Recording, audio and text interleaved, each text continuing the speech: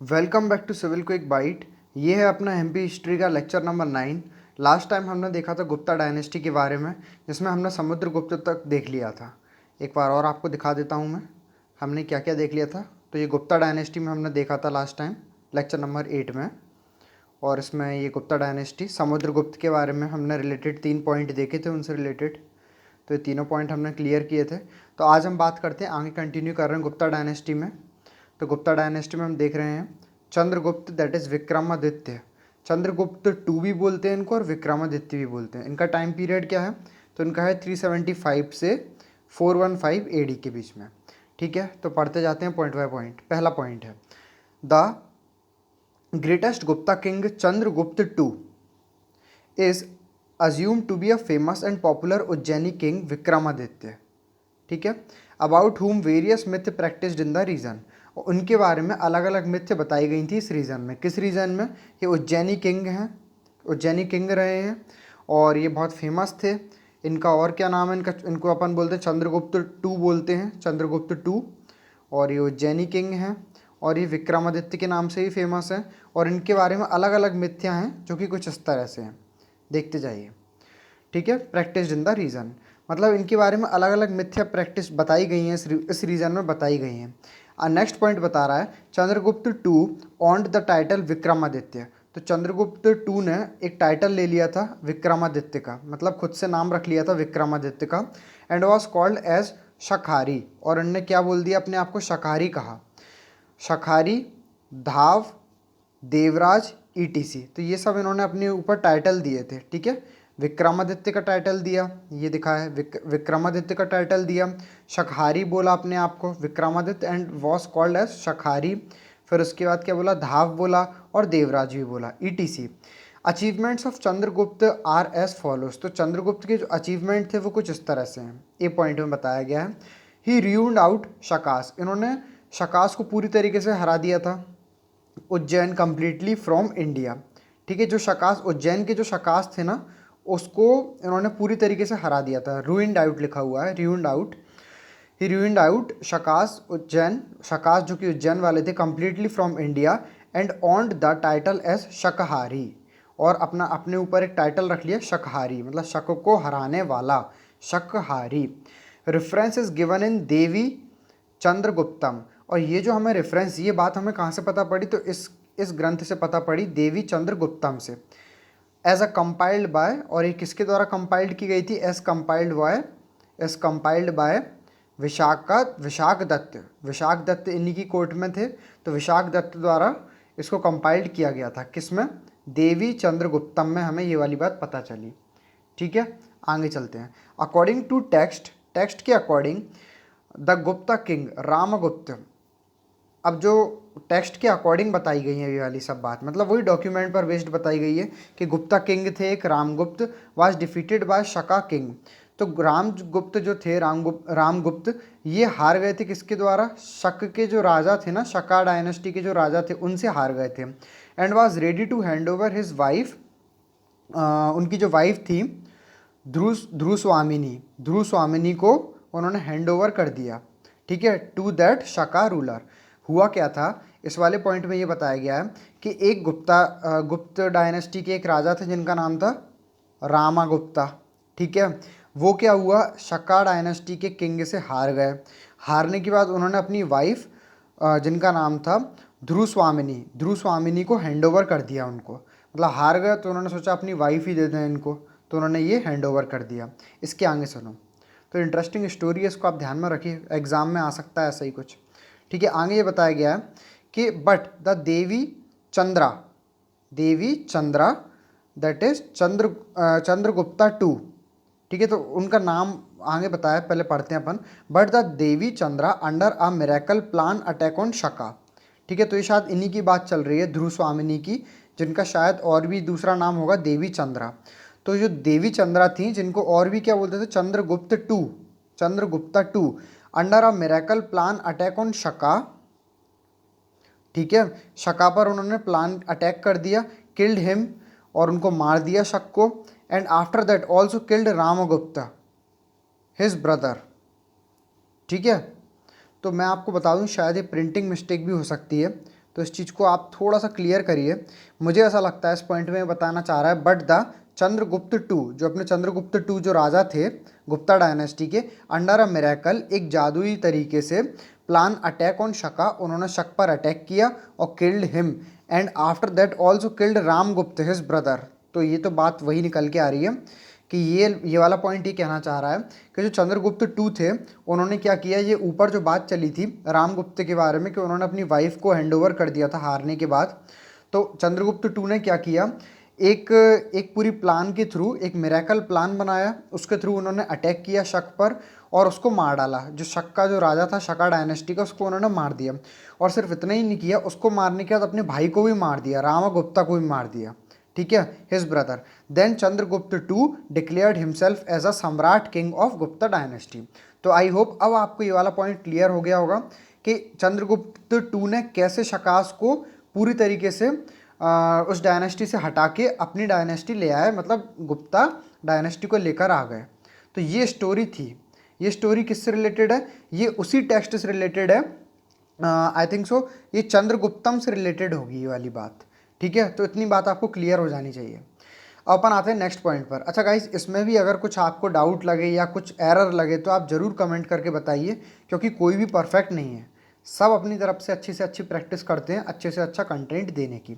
चलो, तो B point बता रहा है कि Chandragupta announced the Ujjain as capital for Gupta empire.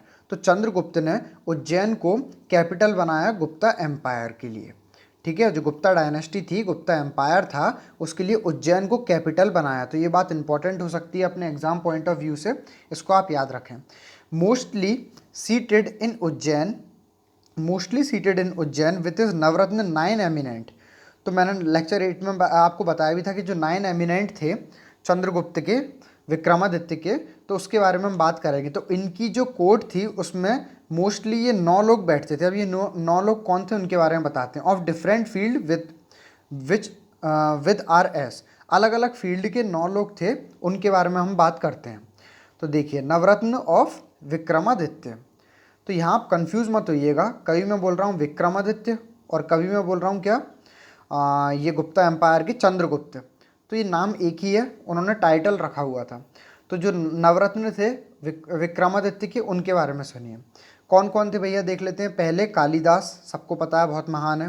दूसरे हैं बेताल भट्ट, ठीक है। दूसरे हैं कौन, बेताल भाट। तीसरे हैं वरामिहिर। चौथे हैं धन्वंतरी। पांचवें हैं अमर सिंह। छठवें हैं वरारुचि। सातवें हैं घटकापर, ठीक है, घाट कपर। और आठवें हैं कश्यपन्ना। तो ये ठीक है, ये 8 ही हुए हैं अभी। नवरत्न कौन रह गया? तो ये नवरत्न जो भी है, इसके बारे में आप मुझे कमेंट करके बताइएगा, ठीक है। ये आपके लिए मैंने होमवर्क दिया एक, ठीक। तो ये ऐसा तो नहीं काउंटिंग गलत हो गई है, 1 2 3 4 5 6 7 8, हाँ। तो ये 9 नंबर का एक मिस हो रखा है, तो उसके बारे में आप बताएंगे 9वें नंबर का कौन था, ठीक है। तो ये आपके लिए होमवर्क है। आगे चलते हैं। तो सी पॉइंट बताया है आफ्टर दैट। अच्छा, ये पॉइंट किस चीज़ के चल रहे हैं, आप कंफ्यूज ना हो। अपन जब ऊपर बात कर रहे थे तो हम बात कर रहे थे इनके बारे में, ठीक है, Chandragupta two, that is Vikramaditya. इनसे रिलेटेड कुछ मिथ्या थे तो बताए गए हैं। पहला पॉइंट हमने डिस्कस कर लिया है कि उन्होंने उज्जैन में से शकास को कैसे हराया, कैसे हटा दिया पूरी तरीके से। ये पूरी बात हमने यहाँ पर डिस्कस करी, रामगुप्त से लेकर पूरी बात। इसके बाद दूसरे पॉइंट में हमने बात करी कि उन्होंने उज्जैन को अपना कैपिटल बनाया और 9 रत्न रखे अपनी कोर्ट में। तो 9 रत्न कौन थे ये हमने आगे बताया, इस दूसरे पॉइंट में ही बात है। नवरत्न कौन है ये आपको खुद को बताना है, ठीक है। ये आपका होमवर्क है, या आप कुछ भी समझ लीजिए, इसको आप कमेंट में बताएं, जहाँ भी बताएं। तो 9 रत्न थे। अब हम आते हैं थर्ड, मतलब सी पॉइंट पर। सी पॉइंट क्या बोलता है उनके बारे में कि अकॉर्डिंग टू सांची इंस्क्रिप्शन के according Chandragupta halted at Sanchi with his army chief on the way to a military expedition against शकास। तो ठीक है, चंद्रगुप्त ने क्या किया था, हॉल्ट किया था कहाँ पर, सांची पर, विथ हिज आर्मी, अपनी आर्मी के साथ में, on the way to military expedition against Shakas. जब वो शकास के अगेंस्ट लड़ने जा रहे थे तब वो सांची पर हॉल्ट किया था उन्होंने। ठीक है, अब आते हैं नेक्स्ट पॉइंट पर, point number D. Fahien a Chinese Buddhist traveller, तो ये नाम भी इंपॉर्टेंट हो जाता है। ये एग्जाम पॉइंट ऑफ व्यू से काफ़ी इंपॉर्टेंट बात है कि ऐसे पूछ लेंगे कि जो फ़ाहीन थे, चाइनीज़ बुद्धिस्ट ट्रैवलर था, वो किसके शासक में या किसके शासन में इंडिया आया था। तो आपको बताना पड़ेगा गुप्ता डायनेस्टी में आया था, और किसके शासन में आया था, विक्रमादित्य या चंद्रगुप्त, आप दोनों में से कुछ भी पूछ सकते हो ऑप्शन में, तो उनके शासन में आया था। तो ये बताया है Fahien a Chinese Buddhist traveller visited Malwa during his reign over here. ठीक है, तो उनके शासन में आया था। अब आगे चलते हैं, अपन आगे बात करते हैं, नई डायनेस्टी है, सॉरी उसी में हम आगे कंटिन्यू कर रहे हैं गुप्ता डायनेस्टी में। अब कौन आते हैं, कुमार गुप्त आते हैं। तो चलिए बात करते हैं कुमार गुप्त के बारे में। ठीक है, तो अकॉर्डिंग टू दसपुर प्रेस, अभी क्या है दासपुर प्रेस, इसके बारे में पढ़ते हैं। दासपुर प्रेस क्या है, मंदसौर इंस्क्रिप्शन है, एक इंस्क्रिप्शन था मंदसौर इंस्क्रिप्शन, जिसको और क्या बोलते हैं हम, दासपुर प्रेस बोलते हैं। तो अकॉर्डिंग टू दासपुर प्रेस, ठीक है, बंधु Verma a local governor of Kumar Gupta one. ठीक है, तो बंधु वर्मा नाम इंपॉर्टेंट होता जा रहा है क्योंकि ये कुमार गुप्त वन के कौन थे, लोकल गवर्नर थे। ठीक है, local governor of Kumar Gupta one, successor to Chandragupta, granted financial aid to sun temple in Mandsaur. तो देखिए कुमार गुप्त डायनेस्टी में जो इम्पोर्टेंट बात है हमने वही डिस्कस की है यहाँ पर। इम्पोर्टेंट बात क्या निकल के आ रही है, वेट कीजिए, कुछ ज़्यादा ही गंदगी हो गई थी। तो ये इम्पोर्टेंट बात यहाँ पर ये निकल के आ रही है कि कुमार गुप्त की जो डायनेस्टी थी उस उनके टाइम पे जो बंधु वर्मा थे ना, बंधु वर्मा एक लोकल गवर्नर थे, किसके, इन्हीं के थे, कुमार गुप्त के, governor of Kumar Gupta one. और कुमार गुप्त वन कौन है, तो ब्रैकेट में बताया सक्सेसर ऑफ चंद्रगुप्त, चंद्रगुप्त के बाद में आए थे कुमार गुप्त वन, मतलब उनके बेटे ही होंगे ये। ठीक है, granted financial aid to sun temple in Mandsaur, क्योंकि इंपॉर्टेंट बात यह है कि जो सन टेम्पल था जो कि कहाँ का है, मंदसौर का है, मंदसौर के सन टेम्पल में इन्होंने कुछ फाइनेंशियल मदद की थी, किसने, बंधु वर्मा ने। तो डायरेक्ट क्वेश्चन पूछ सकते हैं आपसे कि किसने मंदसौर के सन टेम्पल में फाइनेंशियल मदद की थी गुप्ता डायनेस्टी के टाइम पर, तो आपको बताना होगा बंधु वर्मा ने। या ये भी पूछ सकते हैं कि चंद्रगुप्त के बाद में सक्सेसर कौन रहे, तो कौन रहे, कुमार गुप्त। आई होप आपको ये बात क्लियर हो गई होगी। अपन नेक्स्ट इसी डायनेस्टी में आगे कंटिन्यू कर रहे हैं। तो इसके बाद आए थे, कुमार गुप्त के बाद आए हैं अपने नेक्स्ट जो रूलर थे, उनका नाम है स्कंद गुप्त। तो देखते हैं स्कंद गुप्त जी के बारे में। तो पॉइंट बाय पॉइंट देखते जाएंगे। पहला पॉइंट, अनादर ग्रेट गुप्ता किंग। तो देखिए गुप्ता डायनेस्टी में एक से एक महान राजा आए थे। अब जैसे ये आए हैं, another great Gupta king that is Skandagupta Vikramaditya, also associated with MP in following term. तो जो स्कंदगुप्त विक्रमादित्य इनका पूरा नाम था, ऑल्सो एसोसिएटेड विथ एमपी, तो इनका एमपी से क्या क्या ताल्लुकात था इसके बारे में हम बात करते हैं। तो फॉलोइंग टर्म से बताया गया। पहला point, when he was busy against Hund's. तो जो हुन्स थे ना, ये कौन थे हुन्स, ये क्या है, हुन्स के बारे में अभी अपन इसके बाद बात करेंगे। तो जब ये हुन्स के अगेंस्ट बिजी थे, मतलब हुन्स से जब इनकी लड़ाई चल रही थी in a great war at Sindhu coast. तो ये पूछ सकते हैं आपसे सबसे पहले तो कि स्कंदगुप्त जी की हुन्स के अगेंस्ट जो लड़ाई चल रही थी वो कहाँ पर चल रही थी, at Sindhu coast, Sindhu coast पर। Crossed the Vakataka ruler Narendra Sena captured Malwa. अच्छा देखो, सॉरी ये बात आप थोड़ी सी फिर से सुनिए मेरे मुंह से, मैं थोड़ा सा गलत बता गया।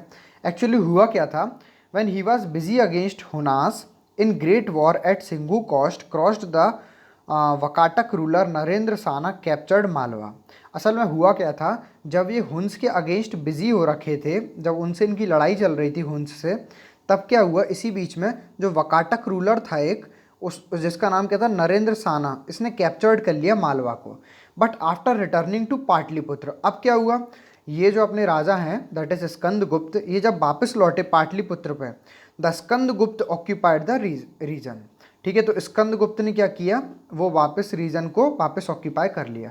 मतलब ऑब्वियस सी बात है, इनको वकाटक रूलर को मार के भगा दिया होगा, इसलिए उन्होंने वापस क्या किया, वापस अपना रिजाइन मतलब अपना शासन स्थापित कर लिया। तो यहाँ पर इतनी ही बात चल रही है। आई होप आपको ये वाला पॉइंट एकदम क्लियर हो गया होगा। अब नेक्स्ट पॉइंट पर बात करते हैं। A copper inscription recovered from Indore depict, Indore depict से कॉपर इंस्क्रिप्शन देखने को मिला। A fact that Skandagupta grant in aid to a guild of oil manufacture, तेली तेली तेली श्रेणी, ठीक है, तो टेली श्रेणी इसको बोलते हैं। तो एक्चुअली हुआ क्या था, ये सेकंड पॉइंट में बता रहे हैं, कॉपर इंस्क्रिप्शन देखने को मिला हमको। Copper inscription recovered from where, recovered हुआ इंदौर से, ठीक है, इंदौर डिपिक्ट से। और उससे हमें ये चीज़ देखने को मिली कि स्कंदगुप्त ने कहीं ना कहीं ग्रांट किया था, एक मदद पहुंचाई गई थी किसको, ऑयल मैन्युफैक्चरर्स को, ऑयल मैन्युफैक्चरर्स को, और जिसका ब्रैकेट में नाम दिया हुआ है टेली श्रेणी। टेली श्रेणी या तेली श्रेणी, जैसा भी ठीक लगे आप उसको प्रोनाउंशिएट कर लेना। तो ये डायरेक्ट क्वेश्चन आ सकता है बन के कि टेली श्रेणी को एड किसने दिया था, तो किसने दिया था, स्कंदगुप्त ने दिया था, ठीक है। तो मैं कोशिश कर रहा हूँ यहाँ पर छोटी छोटी बातें उठाने की। हो सकता है कुछ लोगों को यहाँ बोरियत भी लगे, लेकिन आप गाइस मान के चलिए कि जो MPPSC है वो मजाक तो करेगा नहीं, वो ऐसे ही छोटी छोटी बातों को उठाकर ही क्वेश्चन बनाएगा। तो आप एक एक चीज़ बस ध्यान से सुनते जाइए, इसलिए हम वीडियो भी बहुत शॉर्ट करने की कोशिश करते हैं, ठीक है। अपन नेक्स्ट पॉइंट पर आ रहे हैं। तो नेक्स्ट अपनी डायनेस्टी वहीं कंटिन्यू हो रखी है, अपनी गुप्ता डायनेस्टी, क्योंकि मैंने बताया गुप्ता डायनेस्टी काफ़ी बड़ी डायनेस्टी थी और काफ़ी अच्छे रूलर इसमें से देखने को मिले थे। तो नेक्स्ट जो रूलर थे गुप्ता डायनेस्टी के, जिनका नाम है भानुगुप्त।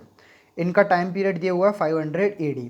अब देखिए पहला पॉइंट है RL Gupta, ruler named as Bhanugupta, ठीक है, find his place in the history of MP as described in the Eran inscription that, ठीक है। तो ये शायद हो सकता है कुछ मिसप्रिंट हो, तो इसके बारे में मैं आपको अपने अगले लेक्चर में बता दूंगा। आगे मैं पढ़ता हूँ, क्योंकि देखिए मैं कोई भी गलत बात नहीं बताना चाहता। अभी RL गुप्ता रूलर ये लिखा हुआ है, हो सकता है कुछ मिसप्रिंट हो गया हो, तो उसके बारे में अपन अभी देख लेंगे। आगे की लाइन पढ़ते हैं। रूलर नेम्ड एज भानुगुप्त, ठीक है, जिनका नाम क्या है, भानुगुप्त है। Find his place in the history of MP as described in the Eran inscription that. तो जो भानुगुप्त थे, इन्होंने MP की हिस्ट्री में कैसे अपनी जगह बनाई, इसके बारे में ईरान इंस्क्रिप्शन में देखने को मिला हमको। और वो क्या क्या चीज़ें देखने को मिली वो हम समझते हैं। पहला point, his of the military man Gopiraj. अच्छा, इनके एक मिलिट्री मैन थे, ये भी देखो थोड़ा सा मिसप्रिंट हुआ होगा यहाँ पर कुछ ना कुछ, तो मैं डायरेक्ट आपको समझा देता हूँ। उनके एक मिलिट्री मैन थे जिनका नाम था Gopiraj, killed in a military expedition. तो उनके एक मिलिट्री मैन थे जिनका नाम था गोपीराज, वो एक मिलिट्री एक्सपेडिशन में मारे गए थे। Next point, the wife of Gopiraj also sacrificed her life as sati. तो जो गोपीराज, यहाँ पर बात इंपॉर्टेंट हो रही है गोपीराज की, तो जो गोपीराज की जो वाइफ थी, उन्होंने भी अपनी पूरी लाइफ कैसे सेक्रीफाई कर दी, एज अ सती, मतलब सती के रूप में उन्होंने अपनी लाइफ सेक्रीफाइस कर दी। तो यहाँ पर बात तो हो रही थी भानुगुप्त की। इसके बाद जो 2 पॉइंट आए हैं वो बिल्कुल ही डिफरेंट है, भानुगुप्त से तो बिल्कुल ही अलग दिख रहे हैं ये। तो उसके बारे में मैं अपने अगले लेक्चर में और अच्छे से क्लैरिफाई करके बता दूंगा। हालांकि मुझे यहाँ तक ये समझने आता है कि भानुगुप्त के बारे में पूरी बात हमें ईरान इंस्क्रिप्शन से पता पड़ी कि ईरान इंस्क्रिप्शन में MP में क्या रोल था भानुगुप्त का। इसके बाद ये बताने की कोशिश की गई है कि गोपीराज उनके एक मिलिट्री मैन थे जो कि मारे गए थे मिलिट्री एक्सपेडिशन में, ठीक है। अब क्योंकि गोपीराज के बारे में बात आ गई तो उसी की आगे बात कंटिन्यू करी हुई है कि गोपीराज की जो वाइफ थी, उन्होंने अपनी लाइफ उनके मरने के बाद एज अ सती सेक्रीफाइस करी थी, ठीक है। तो इतनी बात हो गई किसके बारे में, भानुगुप्त के बारे में। बस इतना ही इंपॉर्टेंट था MP से रिलेटेड। अब अपन अपनी अगली डायनेस्टी पर आ रहे हैं, क्योंकि यहाँ पर हो गई अपनी गुप्ता डायनेस्टी एंड। अब अपन बात करते हैं हुन्स के बारे में। तो ऊपर ही मैंने बताया था कि हुन्स से लड़ाई में कौन बिजी थे, तब वकाटक जो रूलर था उसने एकदम शासन कर लिया था मालवा में, तो स्कंदगुप्त हुन्स में बिजी थे, हुन्स से लड़ाई में बिजी थे।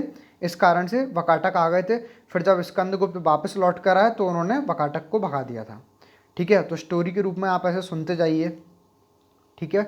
तो अब अपन बात करते हैं हुन्स की। तो हुन्स इन MP, ठीक है।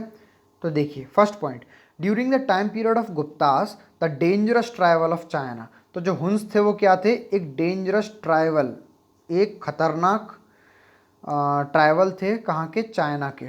चाइना तो वैसे ही खतरनाक होता जा रहा है आजकल, आप भी जानते हैं। इनका नाम क्या दिया था, हुन्स दिया था। ब्रैकेट में दिया हुआ है एप्थैल्टीज और वाइट हुन्स। इनको और भी क्या बोलते थे, एप्थैल्टीज और वाइट हुन्स। तो देखिए क्वेश्चन ऐसे आ सकता है MPPSC में कि हु इज़ नोन एज एप्थैल्टीज और वाइट, मतलब और वाइट हुन्स तो नहीं देंगे, हुन्स बोलते तो समझ जाएंगे आप। तो एप्थैल्टीज से और कौन जाने जाते थे, तो आपको तुरंत बताना है हुन्स को ही एप्थैलिटीज बोला जाता था। Attack on India and defeated by Skandagupta, ठीक है। इन्होंने अटैक किया था इंडिया में, लेकिन ये किसके द्वारा हार गए थे? स्कंदगुप्त के द्वारा हार गए थे। वहाँ मैंने ऊपर ही बताया था। सबसे अच्छी बात हिस्ट्री की यही है, चाहे एमपी की हो या इंडिया की हो, अगर आप टॉपिक बाय टॉपिक पढ़ते जाएंगे ना तो सारी बात एकदम क्रिस्टल क्लीन आपके माइंड में क्लियर हो जाएगी। देखो मैंने यहाँ बताया था कि जो स्कंदगुप्त थे, वेट कीजिए, जो स्कंदगुप्त थे इन्होंने क्या किया था, इन्होंने हुंस के अगेंस्ट ही बिजी हो रखे थे। तब वकाटक रूलर आया था, उसने एकदम मालवा कैप्चर कर लिया था, ये पूरी बात बताई थी। तो देखिए यही बात नीचे लिंक कर दी गई है कि जो हुंस के जो रूलर थे, हुन रूलर थे, वो ट्राइब कहाँ की थी? चाइना की थी, और सबसे डेंजरस ट्राइब थी। ये जो ट्राइबल लोग थे चाइना के थे, अभी आए थे, इन्होंने इंडिया में मतलब बहुत मारकाट मचाई होगी, अटैक किया इंडिया में, लेकिन लास्ट में किससे हार गए थे? स्कंदगुप्त से हार गए थे, ठीक है। नेक्स्ट पॉइंट में दिया है 50 year after this invasion Hund's again started attacking over India this time, ठीक है। तो क्या हुआ, 50 साल तक तो कुछ नहीं बोले वो, 50 साल मतलब इस इन्वेजन के बाद में, मतलब स्कंदगुप्त ने बहुत बुरी तरीके से हराया हुआ, 50 साल तक तो कुछ नहीं बोले, लेकिन हुन्स ने अगेन अटैक किया, 50 साल बाद इन्होंने अटैक किया इंडिया में उस टाइम पर, ठीक है। तो आगे के जो पॉइंट हैं, तो गाइस आज का लेक्चर अपन यहीं तक रखते हैं, शायद कुछ चीज़ मिसिंग हुई है, तो ठीक है अभी अपन यहीं तक रखते हैं। आगे अपन कंटिन्यू करेंगे हुन्स ने और क्या क्या देखा, ठीक है। तो आप बने रहिए, और जल्दी आएगा लेक्चर नंबर 10 भी। आपको अगर वीडियो अच्छी लगती है तो वीडियो को लाइक कीजिए, चैनल को सब्सक्राइब कीजिए, जिससे थोड़ा मोटिवेशन मिलता है, क्योंकि कंटेंट बनाने में काफ़ी मेहनत लगती है, आप देख ही रहे होंगे, ये टाइपिंग वगैरह सब कुछ रहता है, ठीक है। तो thank you guys, have a very wonderful day.